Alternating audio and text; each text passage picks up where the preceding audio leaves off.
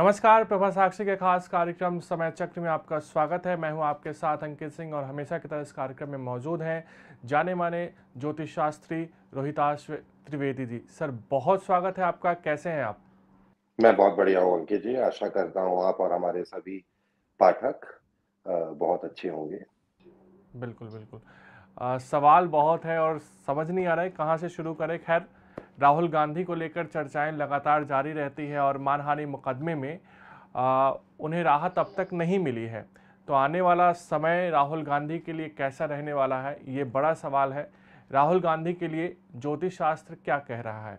देखिए अंकित जी, हम हम्म। पिछले साल भी सितंबर-अक्टूबर में ये डिस्कस कर चुके हैं। श्रीमान राहुल गांधी जी के लिए एक ज्योतिषीय विमर्श हमने आपके साथ साझा किया था, जहाँ कहा गया हम्म। था कि श्रीमान राहुल गांधी जी को अब राजनीतिक संन्यास के लिए तैयार हो जाना चाहिए और उनकी राजनीतिक जीवन में विराम लगता हुआ दृश्य हो रहा है। बिल्कुल। आने वाले निकट समय में श्रीमान राहुल गांधी जी को किसी भी प्रकार के राजनीतिक लाभ या किसी भी प्रकार की ऐसी स्थिति जिसमें वापस उनका राजनीतिक जीवन हम्म। 2022 जैसा हो जाए, ऐसी संभावना नहीं है।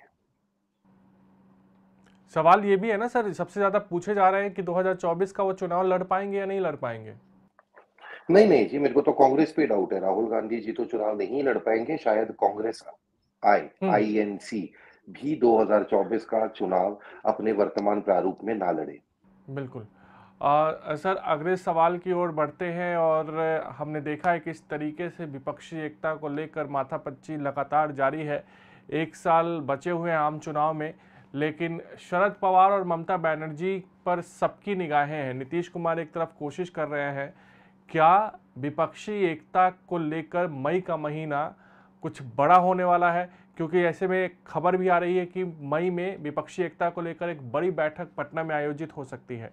तो विपक्षी एकता की भूमिका जो रहने वाली है, क्या मई में इस पर मुहर लग सकती है? नहीं जी, नहीं लग पाएगी।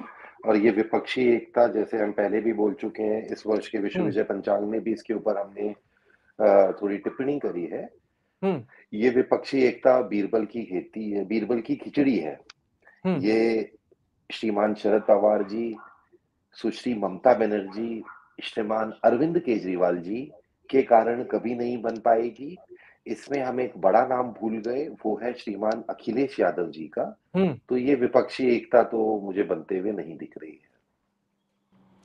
सर, शरद पवार को लेकर इन दिनों चर्चा तेज हो गई थी। तो क्या शरद पवार आने वाले दिनों में कोई और मास्टर स्ट्रोक उठा सकते हैं? क्या उनका कोई कदम बड़ा राजनीतिक लाभ एनसीपी को दे सकता है? शरद पवार जी भी अपने राजनीतिक जीवन के अंतिम पड़ाव में प्रवेश कर चुके हैं। हम्म। माँ भगवती से प्रार्थना है कि उन्हें सद्बुद्धि दे, अच्छा स्वास्थ्य दे। ज्योतिषीय संकेत ये हैं कि स्वास्थ्य कारणों से श्रीमान शरद पवार जी अपने राजनीतिक जीवन को अब विश्राम दे देंगे। बिल्कुल। तो ये आप बड़ी बात बता रहे हैं कि कहीं ना कहीं शरद पवार को लेकर जो आप बात बता रहे हैं उस पर देखना दिलचस्प होगा। लेकिन सर, देश में कानून व्यवस्था एक बड़ा मुद्दा हमेशा बना रहता है, चाहे पंजाब हो या पिछले दिनों हमने देखा किस तरीके से केरल में भी कई प्रदर्शन हुए फिल्म को लेकर खास करके। तो सर, सवाल यही है कि किसी राज्य में क्या कानून व्यवस्था बिगड़ने की संभावना है? खास करके राजस्थान में हमने देखा है किस तरीके से राजनीति, क्योंकि वहाँ चुनाव होने हैं, तो राजनीतिक वार पलटवार के दौर में खराब कानून व्यवस्थाएं का मुद्दा उठाया जा रहा है। और बंगाल में हमने देखा है किस तरीके से हिंसाएं हुई हैं। तो इन दोनों राज्यों में खासकर कानून व्यवस्था कैसे रहने वाले हैं, और क्या भारत के किसी अन्य राज्य में कानून व्यवस्था खराब हो सकती है? देखिए अंकित जी, हमने अपने पिछले महीने के आपके साथ टॉक शो में भी ये हम्म। डिस्कस किया था कि आने वाला समय जून जुलाई 2023 तक कम से कम, मिनिमम मैं 2023 जून जुलाई बता रहा हूँ, कम से हम्म। कम जून जुलाई 2023 तक भारत में आंतरिक सुरक्षा काफी संवेदनशील लगती है। हम्म। कई राज्यों में, स्थानों में जातीय, धार्मिक उन्माद या फिर नक्सली हिंसा होने की संभावना हम्म। बनी रहेगी। अभी हमने पंजाब और मणिपुर में कुछ दुखद हिंसक बिल्कुल। घटनाक्रम देखे। ऐसे ही कुछ दुखद हिंसक घटनाक्रम आने वाले भविष्य में भी प्रत्यक्ष हो सकते हैं। यहाँ बिल्कुल। हम अपने सब भाई-बहनों से, भारतीयों से, मित्रों से हाथ जोड़कर यही प्रार्थना करते हैं कि राष्ट्र सर्वोपरि है, आपसी भाईचारा बनाए रखें, आपसी एक सहयोग एक-दूसरे को देते रहें, हुँ, सहयोग से ही राष्ट्र का निर्माण होता है, सहयोग से ही जीवन में सुगंध आती है, सहयोग बनाए रखें। बिल्कुल। सर, अभी राजस्थान पे हम बात कर रहे थे, तो राजस्थान से जुड़ा एक और सवाल है। जब हम बैठे हुए हैं तो राजस्थान की राजनीतिक हलचल काफ़ी तेज़ है। सचिन पायलट और गहलोत की जो लड़ाई है, उसका फ़ायदा बीजेपी को होगा? ये लड़ाई सुलझ पाएगी चुनाव से पहले? और वसुंधरा राजे का भविष्य कैसा रहेगा? इन तीनों सवालों का आपसे जवाब लेना चाहेंगे ज्योतिष शास्त्र के मुताबिक। देखिए जी, फर्स्ट पार्ट का आंसर मैं दूँगा। सचिन हुँ, पायलट जी और श्रीमान गहलोत जी की आपसी रस्साकसी का फ़ायदा श्रीमती प्रियंका गांधी को होगा, पहला पॉइंट। हुँ, दूसरा पॉइंट, श्रीमान गहलोत जी और सचिन पायलट जी की रस्साकसी के कारण कांग्रेस के मत प्रतिशत राजस्थान में थोड़ी-सी बढ़ सकती है। तीसरा यानी पॉइंट, कांग्रेस को फ़ायदा होगा? कांग्रेस पार्टी को फ़ायदा होगा जो हुँ, प्रियंका गांधी के कंट्रोल में होंगी। कांग्रेस बिल्कुल। पार्टी का वो हिस्सा जो हुँ, प्रियंका गांधी जी के कंट्रोल में होंगी, उस हिस्से को फ़ायदा होगा। बिल्कुल। तीसरा पॉइंट, यहाँ पर माननीय भूतपूर्व मुख्यमंत्री श्रीमती वसुंधरा राजे सिंधिया जी की कुंडली में कोई विशेष राजनीतिक उन्नति का योग नहीं बन रहा है। तो क्या भाजपा के लिए नुकसानदेह रह सकता है राजस्थान? नहीं जी, ऐसी कोई आशंका नहीं है। वसुंधरा के लिए नुकसानदेह हो सकता है। अब ठीक है, इशारा काफ़ी है कभी-कभी। ठीक है सर। लेकिन सचिन पायलट क्या कोई राजनीतिक दल अपना अलग बनाएंगे, कांग्रेस से अलग होंगे? देखिए जी, कुछ तो होता है भविष्य फल कथन, हम्म। कुछ होती है एडवाइज़री। अब आपने इस प्रश्न में दोनों को टच कर लिया, तो इसका उत्तर मैं अभी संरक्षित रखना चाहूँगा। अच्छा, इसका उत्तर आप नहीं देना चाहते सर? आप दे सकते हैं वैसे। जब पार्टी बनेगी उस समय आपके ये उत्तर काम आएंगे सर। यदि हम अपने पिछले 2 टॉक शो देखे हैं प्रभा साक्षी हम्म। के साथ, तो इसका उत्तर है उसमें। अच्छा, चलिए ठीक है सर। Sachin pilot sir. जी सचिन पायलट जी बहुत अच्छा राजनीतिक गेम खेल रहे हैं, हम्म। लॉन्ग टर्म खेल रहे हैं, 2034 को प्लान करके खेल रहे हैं। ज्योतिषीय संकेत ये हैं कि 2034 में सचिन पायलट जी किसी एक पार्टी के प्रधानमंत्री के उम्मीदवार हो सकते हैं। बिल्कुल। आपने इससे पहले अखिलेश यादव के लिए भी 2034 का चुनाव अहम बताया था, अब सचिन पायलट के लिए भी। ये दोनों बहुत बड़े चेहरे होंगे हम्म। सपा और एक और पार्टी के प्रधानमंत्री पद के उम्मीदवार के रूप में। बिल्कुल। अब एक बार फिर से महाराष्ट्र की ओर हम चलते हैं सर। महाराष्ट्र में राजनीतिक उठापट की चर्चाएं काफ़ी रहती हैं। कुछ दिन पहले आया था कि क्या एकनाथ शिंदे मुख्यमंत्री रहेंगे, फडणवीस एक बार फिर से मुख्यमंत्री बन सकते हैं, अजीत पवार की भी बारी आ सकती है। क्या महाराष्ट्र में कोई राजनीतिक उठापटक के संकेत मिल रहे हैं? देवेंद्र फडणवीस का भविष्य कैसा रहने वाला है? देखिए जी, महाराष्ट्र में अभी आने वाले निकट भविष्य में किसी भी प्रकार के राजनीतिक परिवर्तन के संकेत नहीं है। हम्म। श्रीमान देवेंद्र फडणवीस जी का राजनीतिक कद राष्ट्रीय राजनीति में भी बढ़ना आरंभ हो जाएगा। और अजीत पवार जिन्होंने खुद कहा था कि मुझे मुख्यमंत्री बनना है, क्या उनकी महत्वाकांक्षा कभी पूरी होगी? जी, मैं भी सचिन तेंदुलकर बनना चाहूँ कह दूँ कि मुझे सचिन तेंदुलकर बनना है, तो ऐसे थोड़ी होता है। महत्वाकांक्षाएँ तो होती हैं, पूरी नहीं होती सर। हुँ, मुझे नहीं लगता ये महत्वाकांक्षा उनकी निकट भविष्य में पूरी हो पाएगी। बिल्कुल। कर्नाटक में चुनाव हो रहे हैं सर, और बहुत ज़्यादा हम चुनावी नतीजों पर नहीं जाते हुए 2024 पर फोकस करते हुए ये आपसे पूछना चाहेंगे कि दक्षिण भारत में भाजपा ने इस वक्त पूरी ताकत झोंक रखी है, चाहे वो तेलंगाना हो, आंध्रा हो, तमिलनाडु हो, कर्नाटक हो या फिर केरल हो। भाजपा क्या मजबूत हो पाएगी? 2024 तक क्या बहुत ज़्यादा फायदा भाजपा को होता दिखाई दे रहा है दक्षिण में? देखिए जी, अंकित इसको इस तरह से समझिए, हुँ, ज्योतिष एक मार्गदर्शक होती है। हुँ, जैसे एक टॉर्च, एक फ्लैश लाइट अंधेरे में आपको हुँ, अपना रास्ता ढूँढने के लिए मदद करती है ताकि आप अपने गणतव्य आपने निर्धारित किया है, आपकी महत्वाकांक्षा है। जैसे अभी आपने बिल्कुल। एग्ज़ाम्पल के लिए हम कह सकते हैं अजीत पवार जी की कुछ महत्वाकांक्षाएँ हुँ, हैं, हुँ, सचिन पायलट जी की कुछ महत्वाकांक्षाएँ हैं, हुँ, राहुल गांधी जी की कुछ महत्वाकांक्षाएँ हैं। वैसे ही प्रधानमंत्री श्री नरेंद्र मोदी जी की कुछ महत्वाकांक्षाएँ हैं। क्योंकि हुँ, वो प्रधानमंत्री हैं इसलिए ज्योतिषीय रूप से हम मान के चलते हैं कि उनकी महत्वाकांक्षा है राष्ट्रहित होगा। इस प्रकार से बिल्कुल। मेदिनीय ज्योतिष काम करती है। तो ज्योतिष ये बताती है कि आपको आगामी समय में अपनी हुँ, महत्वाकांक्षा पे पहुँचने के लिए क्या करना है, क्या नहीं करना बिल्कुल। है। Do's hmm, and don'ts. ज्योतिष प्रिडिक्शन करती है, प्रोफेसीज़ नहीं करती। ये तथ्य जो है ये मैं पाठकों को थोड़ा रिक्वेस्ट करूँगा हमारे हुँ, पाठकों को कि यहाँ पर थोड़ा ध्यान देकर समझें कि प्रिडिक्शन और प्रोफेसी में थोड़ा अंतर हुँ, होता है। हुँ, ज्योतिष का काम प्रिडिक्शन करना है। जब किसी सीक्वेंस ऑफ प्रिडिक्शन में 1, 2, 3 कर्म हो जाएँ, तो एक ज्योतिषीय एल्गोरिथम से चौथा कर्म निर्धारित हो हुँ, जाता है। उसको हम हुँ, प्रोफेसी कह सकते हैं कि अब तो ये होना सुनिश्चित है।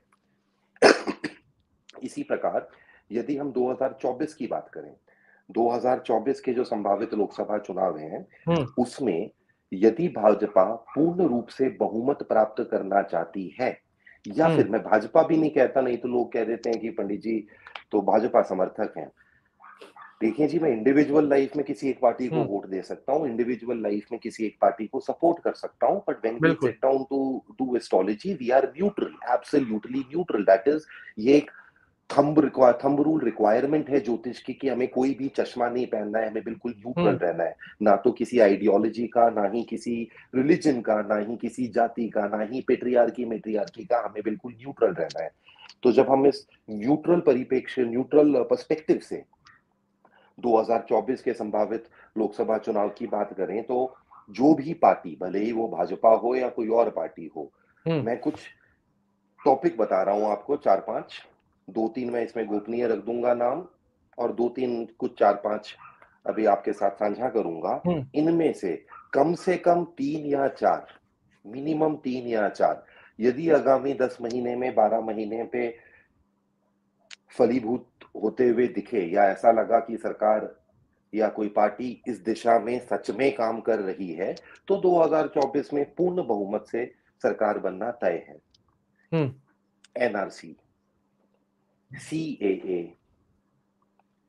यूनिफॉर्म सिविल कोड,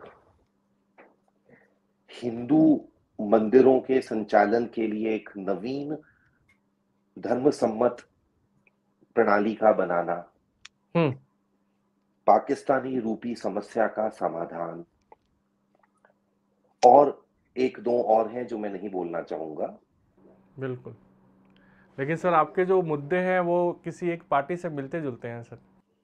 इसीलिए ये पार्टी मुझे लगता है कि राष्ट्रीय हित में काम कर रही है, इसीलिए इस हुँ, पार्टी को कुछ समय से मैं वोट कर रहा हूँ अंकित जी, बिल्कुल, क्योंकि ये पार्टी राष्ट्रीय हित में काम कर रही है। बिल्कुल। सर थोड़ा इनमें से अ, यदि 3-4 मुद्दों पर सच में काम हुआ, समाधान हुआ, तो हुँ, 2024 सील है, वरना दिक्कत है। बिल्कुल। सर हम जब आपसे ये बात कर रहे हैं तब केरल को लेकर चर्चा तेज है। एक फ़िल्म आई है केरल स्टोरी। इसको लेकर राजनीतिक वार पलटवार का दौर देखने को मिल रहा है। सवाल यह है कि क्या इससे केरल की परिस्थितियों में कोई बड़ा बदलाव आएगा? क्या हिंदू मुस्लिम एक बार फिर से देश में देखने को मिलेगा?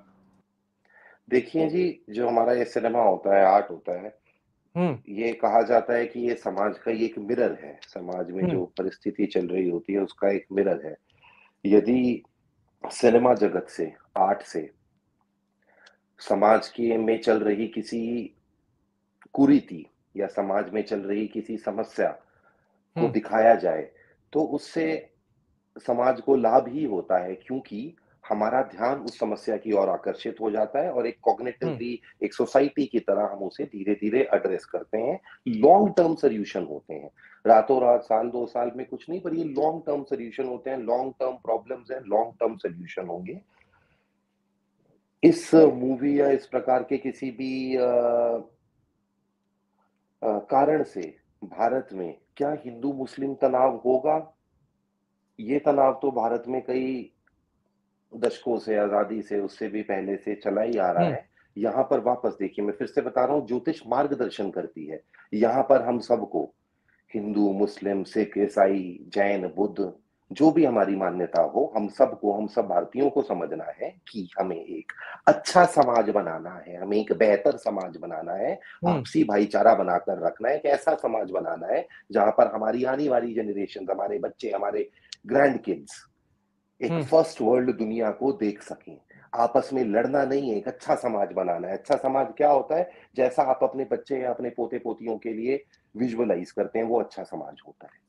तो बिल्कुल। लड़ना नहीं है आपस में, ज्योतिषीय संकेत हैं कि स्थिति संवेदनशील रखती है। इसका उपाय क्या है कि संयम करें, शांति बनाए बिल्कुल। रखें। संयम और धैर्य की बहुत आवश्यकता आने वाले दिनों में होने वाली है। सर, भारत G20 और एससीओ की अध्यक्षता कर रहा है। भारत की छवि पर इसका कितना असर होने वाला है? साथ ही साथ प्रधानमंत्री नरेंद्र मोदी को लेकर जो कद बनने वाला है, वो कैसा रहेगा? ज्योतिष शास्त्र क्या कहता है?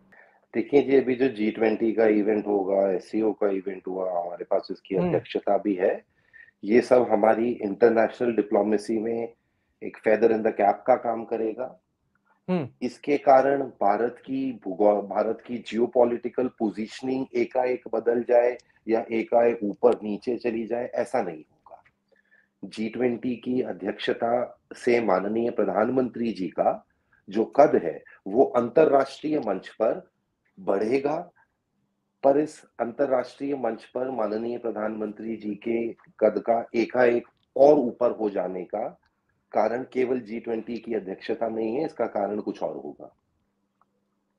सर, हम इस वक्त मई में आपसे बातें कर रहे हैं और देखा जाए तो अब तक मई में वो गर्मी नहीं पड़ी है जिसकी आशंकाएं लगातार जताई जाती है। तो क्या आने वाले दिनों में भारत का मौसम कैसा रहने वाला है? क्योंकि हमने देखा पिछले दिनों कई राज्यों में लगातार बारिश हुए। तो आने वाले दिनों में भारत का मौसम कैसा रहने वाला है?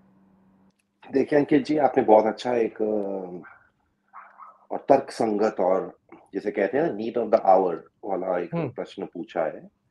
देखिए, विश्वविजय पंचांग बहुत समय से कहता आया है कि सन 2020 से लेकर सन 2027-28 तक की जर्नी मानव जाति के लिए अत्यधिक रोचक, कठिन और एक युग परिवर्तन वाली है।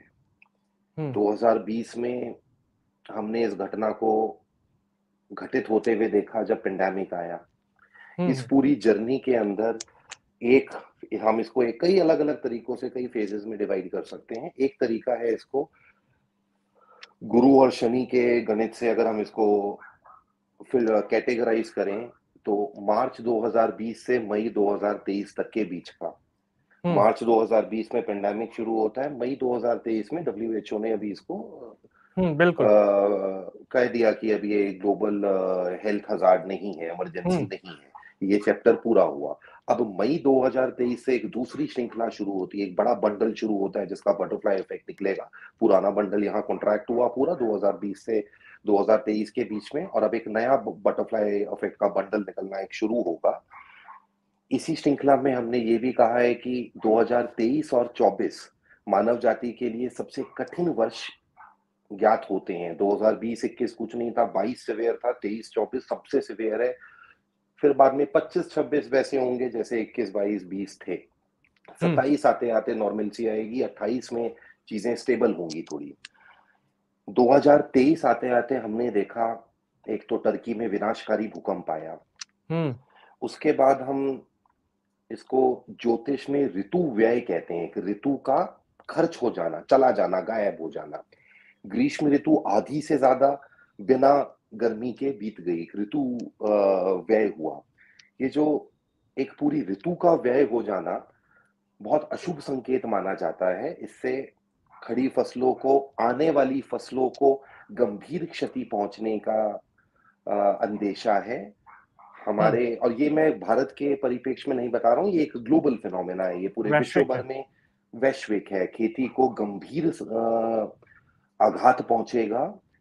ये खेती को आने वाला, लगने वाला या लग चुका जो आघात है, ये इतना गंभीर, इतना भयावह मालूम हो रहा है कि ये एक विश्वव्यापी अन्न संकट या भुखमरी को उत्पन्न कर दे, जिसके कारण अब हमें अपने जीवन शैली को बदलना पड़ेगा। अब प्रकृति, मदर नेचर, माँ पृथ्वी कह रही हैं कि हम अपनी जीवन शैली को बदलें। इसे ज्योतिष में एक अलग दृष्टिकोण से भी देखा जा सकता है। अगर आप अनुमति दें तो मैं इसे आपके साथ साझा बिल्कुल, करना बिल्कुल सर। चाहूँगा। देखिए अंकित जी, आप सबने, हमने अपने दादी-नानी की कहानियों में सुना होगा, ज्योतिष में सुना होगा, महादोष होते हैं कुछ। हुँ, ये महादोष कहे गए हैं भूमि दोष, अन्न दोष, पितृ दोष, राष्ट्र दोष और धर्म दोष। ये जो 5 दोष हैं, ये कलयुग में मोटा-मोटा हम सबके ऊपर है। इससे हम कोई नहीं, हम में से कोई नहीं बच पाया। आप, मैं, हम कोई नहीं बच पाया। हम सबके ऊपर ये पाँचों दोष लगते हैं। ये बिल्कुल। पाँचों दोष हैं क्या? इन पाँचों दोष की, देखिए जी, धर्म दोष और राष्ट्र दोष है, वो मैं यहाँ टच नहीं करूँगा, किसी प्रोटोकॉल के कारण। पहले जो 3 हुँ, दोष हैं, भूमि दोष, अन्न दोष और पितृ दोष, इनके बारे में हम थोड़ा-सा डिस्कशन करते हैं, क्योंकि ये बहुत इम्पोर्टेंट है अभी के कॉन्टेक्स्ट में, ये बहुत इम्पोर्टेंट है अभी के कॉन्टेक्स्ट में। ऐसा ज्ञात पड़ता है कि जगत लगन पे, दुनिया पे, भूमि दोष और अन्न दोष बहुत गंभीर परिस्थिति में लग गया। जब इतनी विकराल परिस्थिति में भूमि दोष और अन्न दोष पृथ्वी पर लगता है, तो माँ पृथ्वी, मदर नेचर, खुद उसका निवारण करने के लिए आती हैं। ऐसा ही होता आता है, इसी को हम युगों का, कल्पों का बदलना कहते हैं। भूमि दोष क्या है? देखिए अंकित, आप और मैं, हमारी कितनी एवरेज एज होती है? 70, 75, 80 एक एवरेज ह्यूमन स्पैन होता है। प्राचीन आयु 120 वर्ष की मानी गई है कि हुँ, ज्योतिष का और आयुर्वेद का अगर समन्वय जन्म से ही चलता रहे तो व्यक्ति 120 साल तक चला जाएगा। यही हमारा एम भी होता है कि पूर्ण प्राचीन आयु अच्छे स्वास्थ्य के साथ आप भोगें। बिल्कुल। हम इस हमारे प्राचीन ऋषियों की बनाई हुई परंपरा व्यवस्था से धीरे-धीरे हटना शुरू हुए। कैसे हटना शुरू हुए? ग्रेजुअली हुआ, ओवरनाइट नहीं हुआ। महाराज बिंबिसार आए, डिरेलमेंट शुरू हुई। फिर डिरेलमेंट बढ़ती गई, बढ़ती गई। पहले 500 600 साल कम डिरेलमेंट हुई। हुँ, फिर 1400 साल पहले डिरेलमेंट ज़्यादा बढ़ने लगी। फिर 12वीं 13वीं शताब्दी में बहुत ज़्यादा डिरेलमेंट आई। और अब इसमें एक बड़ी विचित्र चीज़ आती है, 1960-70 के दशक में भी रिसेंटली हमने बहुत सिग्निफिकेंटली डिविएट कर दिया। अब ये सिग्निफिकेंट डिविएशन क्या हुई? ये सबसे ज़्यादा हिस्टोरिक सिग्निफिकेंट डिविएशन हुई। इतनी तो महाराज बिंबिसार के टाइम के बाद भी नहीं हो पाई थी। देखिए जी, भूमि दोष क्या है, अन्न दोष क्या है, इसे समझने के लिए पहले तो इस डिविएशन को अपने मन में, हिस्टोरिक डिविएशन, डिविएशन किस चीज़ की? हमारे हुँ, लाइफ़स्टाइल की, हमारे रहने के, जीवन के तरीके की। अन्न दोष क्या है पहले तो ये देखिए। अंकित जी, जैसे मैं अभी यहाँ हिमाचल प्रदेश में निवासता हूँ, 3 जनरेशन से हम हिमाचल प्रदेश में हैं। इससे पहले की जो मेरी जनरेशन्स हैं, मेरी एंसेस्ट्री है, हुँ, वो राजस्थान की मरुस्थल की है। हम एकलिंग जी के चरणों में कहीं रहा करते थे, मेरे जो पूर्वज थे। हुँ, अब मेरी एंसेस्ट्री में पिछली जो 7 जनरेशन है, जनरेशन 1, मेरे पिताजी जनरेशन 2, मेरे दादाजी जनरेशन 3, हुँ, ऐसे करके हम 7 जनरेशन तक गए। उन 7 जनरेशन से पीछे की जितनी 700, 7,000 या शायद 7 लाख जनरेशन रही होंगी, वो जिस जलवायु में रहती थीं, वो जिस लाइफ़स्टाइल को अपनाती थी, जो भोजन करती थी, जो उनके डाइटरी हैबिट्स थी, उससे हम जितना डेविएट हुए, वो अन्न दोष कहलाता है। अब अगर आप देखें, तो हम 2 जनरेशन पहले जाएँ, दादा-दादी वाली जनरेशन में जाएँ, आप उनसे पूछें कि उनका फ़ेवरेट ब्रेकफ़ास्ट क्या था? आप अपने दादा-दादी, नाना-नानी से पूछें हुँ, कि उनका पसंदीदा आहार क्या था? या वो आम तौर पे क्या खाते थे? तो आप पाएँगे कि मोटा अनाज जिसे कहना शुरू कर दिया अंग्रेज़ों ने, जिसको अब दोबारा से हमने श्री अन्न बोलना शुरू करा है, बाजरा, मक्का, ज्वार, कुट्टू, इन सब का सेवन बहुत होता था, ज़्यादा होता था, ये हमारी स्टेपल डाइट थी। जो सीज़नल और लोकल ज्योग्राफी में उगने वाले फल-फ्रूट हैं, केला, नारियल, आम, हुँ, इनका सेवन बहुत होता था, सब्जियों का सेवन होता था और हम मुख्यतः मुख्यतः मेनली मेजरली हम एक वेजिटेरियन सोसाइटी थे। ऐसा नहीं था हुँ, कि मांसाहार नहीं है, पर एक स्टॉन्च मीट कंजम्पशन नहीं था, प्राइमरीली हम वेजिटेरियन थे। जैसे राजस्थान में लाल मांस बनना एक उपलक्ष्य होता था कि आज जन्मदिन है जी, आज लाल मांस बन रहा है। रोज हुँ, ब्रेकफास्ट लंच डिनर पे हम मीट नहीं खाते थे। हम रोज चावल और गेहूं नहीं खाते थे। We were not predominantly rice and wheat oriented dependent hmm, society. ये 1950-60 के दशक के बाद सडन चेंजेस आने लगे। 90s के बाद अल्कोहलिज्म हिंदुस्तान में एकदम से बढ़ने लगा। ये जो हमारी डाइटरी डिविएशन आई है अपने हुँ, एंसेस्टर्स के डाइटरी पैटर्न से, वो अन्न दोष कहलाता है। बिल्कुल। ऐसे ही हमारा सबका शरीर किसी एक जलवायु में रहने के लिए बना है। एंसेस्ट्री में जेनेटिकली इवॉल्व हुए हम एक जलवायु के लिए। कोई पर्वतीय प्रदेश का हो सकता है, कोई गंगा यमुना के तट का हो सकता है, कोई हुँ, मरुस्थल का, कोई दक्कन का हो सकता है, कोई कोस्टल बेल्ट का हो सकता है कि हमारे पूर्वज जी 200 500 हजार सालों से वेस्टर्न घाट्स में रहते आए हैं। तो उस व्यक्ति का जो शरीर है जेनेटिकली पॉसिबली इस तरह से इवॉल्व हुआ है कि उसको वो जलवायु अधिक पसंद है। पर क्या हुआ, फिर हुँ, माइग्रेशन हुई, जैसे जैसे व्यापार बढ़ा हम सबकी माइग्रेशन हुई। जैसे मैंने उदाहरण के लिए बताया कि मेरे पूर्वज तो मरुस्थल के थे और अब हम हुँ, 3 जनरेशन से यहाँ पहाड़ों में बसे हैं। तो उस जलवायु में आए परिवर्तन के कारण जो दोष उत्पन्न होता है उसे हम भूमि दोष कहते हैं। इसी प्रकार से पितृदोष क्या होता है, ये भी बहुत इसके गलत तरीके से आजकल आमतौर पे समझा जाता है। देखिए जी, हुँ, पितृदोष क्या है? Something as simple as colour of my eye, colour of my skin, हमारी हाइट। जो जेनेटिक टेंडेंसीज हम अपने माता-पिता से इनहेरिट करते हैं, उसमें यदि कोई ऐसी जेनेटिक टेंडेंसी हो जो अनहेल्दी हो या जिसका आपके ऊपर दुष्प्रभाव पड़ता हो, उसको हम पितृदोष कह देते हैं। जैसे आप देखेंगे कई परिवारों में डायबिटीज चलती रहती है, किसी परिवार में हुँ, कार्डियक इश्यू चलता रहता है। इसे पितृदोष कहा जाता है। अब इसे समझिए, सबसे पहले अन्न दोष आता है। सबसे पहले अन्न दोष ट्रिगर होगा। हुँ, जैसे ही अन्न दोष ट्रिगर हुआ, ऑलरेडी एग्जिस्टिंग भूमि दोष और पितृदोष एक्टिव हो जाएंगे। जैसे जैसे अन्न दोष बढ़ता जाएगा, भूमि दोष और पितृदोष बढ़ते जाएंगे। ये तीनों राष्ट्र दोष और धर्म दोष भी करवा देंगे। पितृदोष को कंट्रोल करना हमारे किसी के बस में नहीं है, not practical. Hmm, I can't change colour of my eyes, I inherited it from my parents, as simple as it can be. बिल्कुल।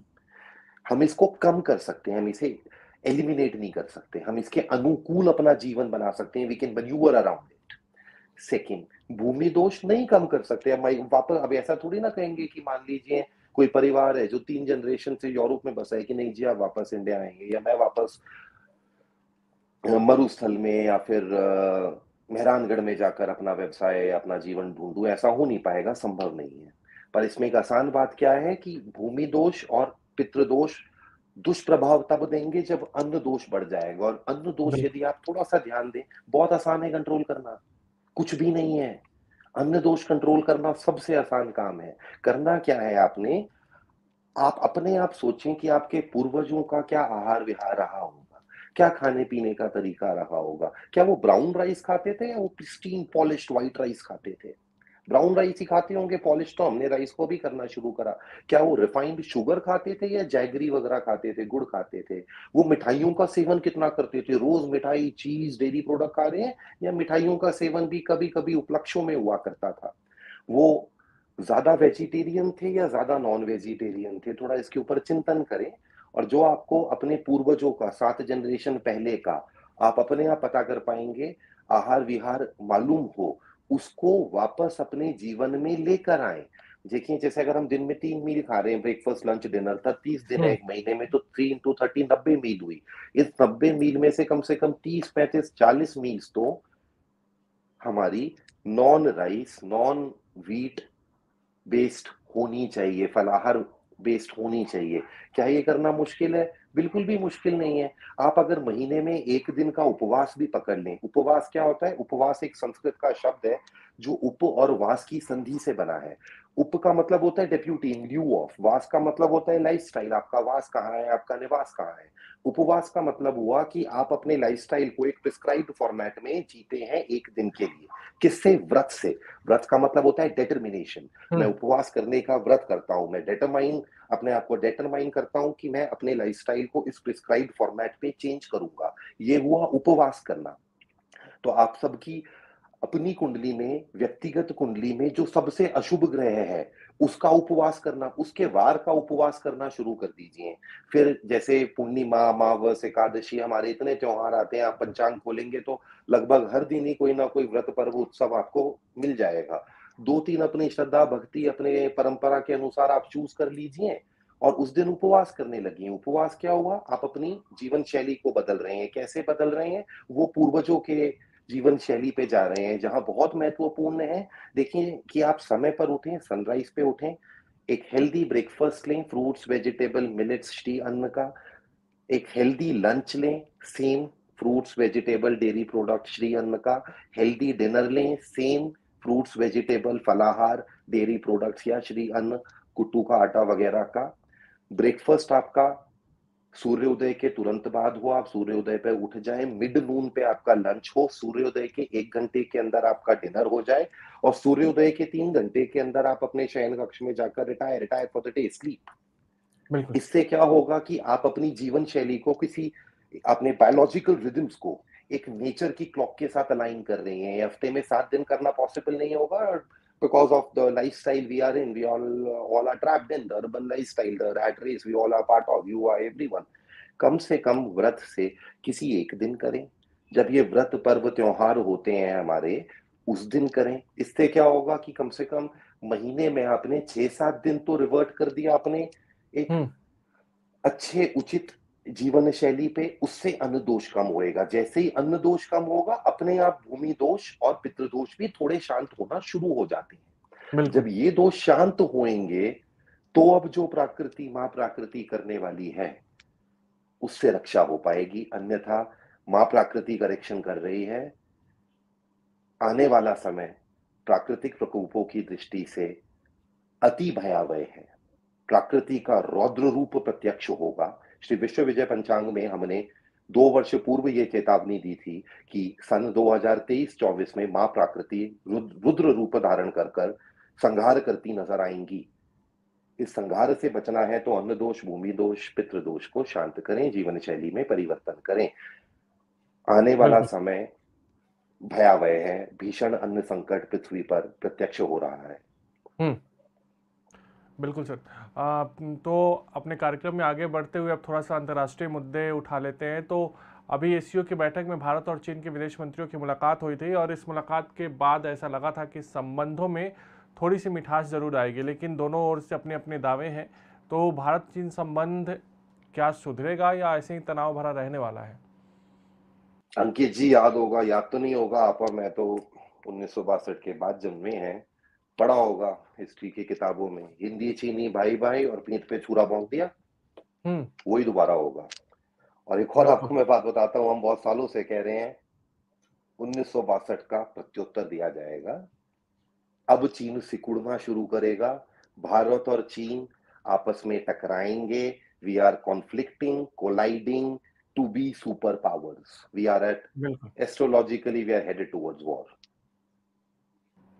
सर, अभी एससीओ की बैठक में विदेश मंत्री एस जयशंकर ने कहा कि भारत और पाकिस्तान के बीच सिर्फ एक ही मुद्दा है और वह है पाक ऑक्युपाइड कश्मीर। तो कश्मीर को लेकर, जो पाक ऑक्युपाइड कश्मीर को लेकर भारत या पाकिस्तान दोनों ओर से कोई बड़ा कदम उठाया जा सकता है क्या आने वाले दिनों में? पाकिस्तान क्या कदम उठाएगा? वो तो अब गिरने वाले हैं, वो अब हम्म। टूट जाएंगे। भारत भारतीय की ओर से? भारत की ओर से एडवाइजरी है कि बड़े कदम, बहुत बड़े कदम उचित समय पर अब उठा लें। समय चक्र घूम जाएगा। हम्म। समय चक्र हमेशा डायनामिक रहता है। कुछ समय के बाद परिस्थितियां बदल जाएंगी। अभी कुछ ऐसा शुभ समय आया हुआ है जहां पे पाकिस्तान को अपना जियोपॉलिटिकल रेंट या जियोपॉलिटिकल माइलेज नहीं मिलेगा। हम्म। और इस समय में भारतीय सेना के पराक्रम से पाकिस्तानी रूपी राक्षस का अंत किया जा सकता है। एडवाइजरी यही है कि उचित समय पर, क्योंकि ये नेशनल इम्पोर्टेंस का विषय है, इसीलिए हम यहाँ पे टाइमलाइन पे कोई भी बात नहीं करते, पर बिल्कुल, हमें आशा है कि भारतीय सेना नायक, भारतीय राष्ट्र नायक उचित समय पे उचित कदम उठाकर इस पाकिस्तानी समस्या का अब समापन कर देंगे। एक और बात मैं यहाँ कहना चाहूंगा, बिल्कुल, नेहरू काल की चली आ रही सिंधु जल संधि, इंडस वाटर ट्रीटी, अब हमें रद्द कर देनी चाहिए, समय आ गया है। बिल्कुल। तो आप हमारे साथ जुड़े, अपना कीमती समय निकाला, इसके लिए आपका बहुत बहुत धन्यवाद। अगर आप भी लेना चाहते हैं देश दुनिया की तमाम जानकारी तो आज ही सब्सक्राइब करें हमारे चैनल को। साथ ही नीचे दिए बेल आइकन को जरूर दबाएं ताकि हर अपडेट आप तक पहुंच सके।